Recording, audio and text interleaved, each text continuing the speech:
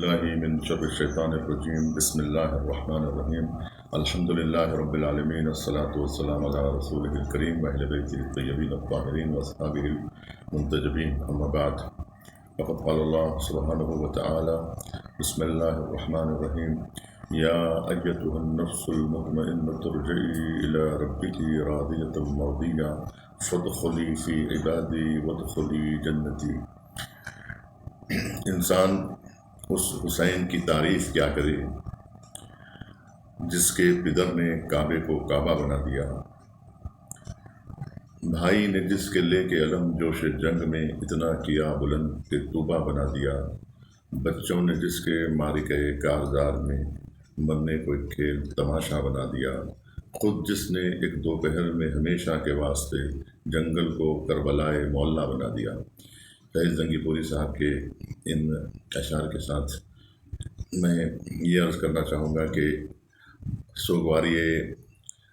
ایام عزا قریب ہے۔ امام حسین علیہ السلام اور ان کے ساتھیوں کا غم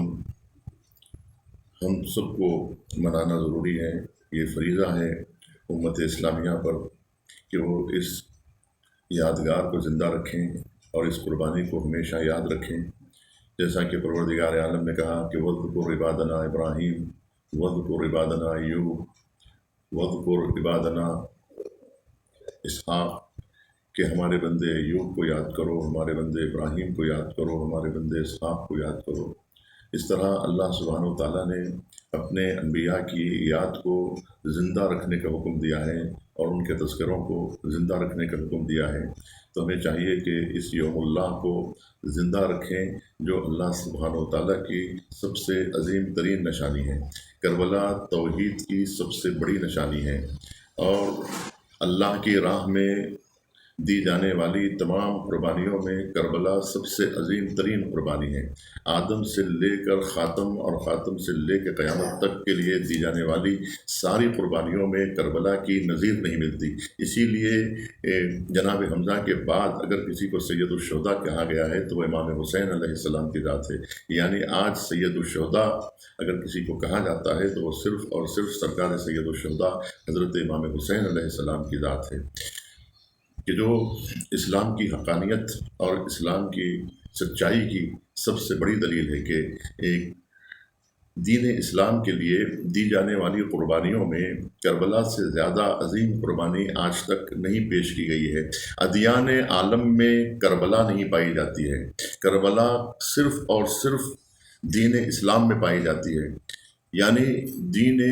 یہود میں، دین مسیحیت میں یہ قربانی نہیں پائی جاتی ہے۔ یعنی کسی بھی دین کی حقانیت کا سب سے بڑا ثبوت یہ ہوتا ہے کہ اس کے لیے انسان اپنی جانیں قربان کر دے۔ دین اسلام کی حقانیت کی سب سے بڑی دلیل یہ ہے کہ اس میں کربلا پائی جاتی ہے۔ اللہ سبحانہ و تعالیٰ کی وجود کی سب سے بڑی نشانی کربلا ہے، جہاں اللہ کے وجود کی گواہی دی گئی ہے۔ سجدوں سے کھینچتا ہے جو مسجود کی طرف، تنہا جو ایک اشارہ ہے معبود کی طرف۔ امام حسین علیہ السلام دین اسلام کی حقانیت اور اس کی سچائی کی سب سے بڑی دلیل ہے۔ ہمیں چاہیے کہ سوگواری سید الشہداء کو اس انداز میں منائیں کہ جس طرح سے امام جعفر صادق علیہ السلام نے منانے کا حکم دیا ہے، جو طریقہ اور جو عزاداری اور سوگواری کا جو طریقہ امام صادق علیہ السلام نے ہمیں بتایا ہے، اسی اہتمام کے ساتھ اور اسی ادب کے ساتھ ہم اس عزاداری کو منائیں جیسا کہ ہمیں درس دیا گیا ہے، جیسا کہ ہمیں سمجھایا گیا ہے۔ تو لہٰذا ایام سوگواری میں جس بات کا ہمیں خیال رکھنا ہے عزاداروں کو، وہ ہے آپسی اتحاد اور آپس کا میل ملاپ، کہ سب مل کر یہ غم منائیں۔ جیسا کہ کسی نوحے میں یہ پیغام دیا گیا کہ مل کر غم منانا ہے، مل کر جو ہے سوگ منانا ہے، مل کے سب کرے ماتم، مل کے غم منانا ہے، یعنی سب مل کر عزاداری کریں، سب مل کر غم منائیں، سب ایک دوسرے کے ساتھ مل کر اس سوگواری میں حصہ لیں تاکہ خوشنودی معصومین کا سبب بن سکے۔ اور دوسری بات یہ ہے کہ تبرک امام حسین جو تقسیم کیا جاتا ہے اس کا ادب ملحوظ خاطر ہونا چاہیے۔ سڑکوں پر کھڑے ہو کر جو ہے وہ تبرک کا کھانا یہ جو ہے بے ادبی ہے، اور اس بے ادبی سے جو ہے وہ بچنے کی ضرورت ہے۔ ہمیں چاہیے کہ اس تبرک کا احترام کریں، اور اس کے لیے دسترخوان بچھایا جائے، اور ادب کے ساتھ جو ہے وہ کھلانے والے بھی اس تبرک کا اہتمام کریں اور اس کی تقدس کو برقرار رکھیں۔ اور مومنین کرام کا بھی فریضہ ہے کہ وہ سڑکوں پر کھڑے ہو کر غیر اسلامی آداب کے تحت تبرک نہ کھائیں، بلکہ ادب کو ملحوظ خاطر رکھیں، اور عزاداری کے تمام مراحل میں سب کے سب جو ہے وقت سے پہلے فرش اعضاء پر آئیں، اور جو ہے حضوری شرکت یہ ضروری ہے مجالس اعضاء میں۔